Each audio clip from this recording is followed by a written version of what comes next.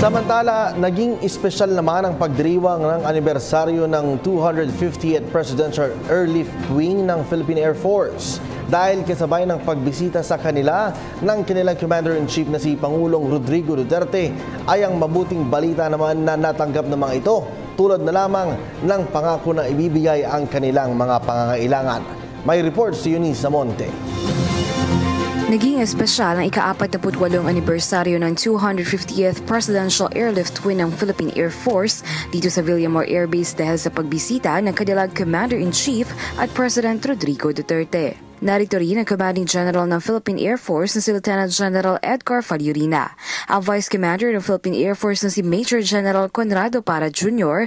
at ang Air Force Inspector General Major Ruben Carandang.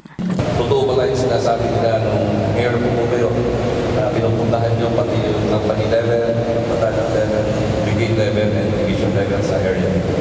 Maraming salamat. Pinarangalan rin ang mga katangi-tanging airmen at empleyado ng Philippine Air Force. Ang 250th Presidential Airlift Wing ang nakatalaga sa pagpapalipad ng presidential plane at kung may biyahe man ng Pangulo sa iba't ibang sulok ng Pilipinas.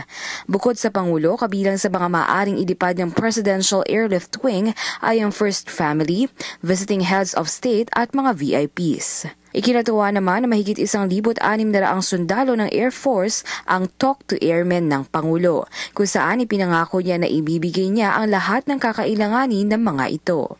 Nagtapos ang masayang anibersaryo sa budol fight na game na sinaluhan ng Pangulo at sa pangako ng Air Force na kasama sila ng Pangulo sa pangangalaga ng ating bansa para sa mga susunod na henerasyon. Para sa PTV News, Eunice Zamonte.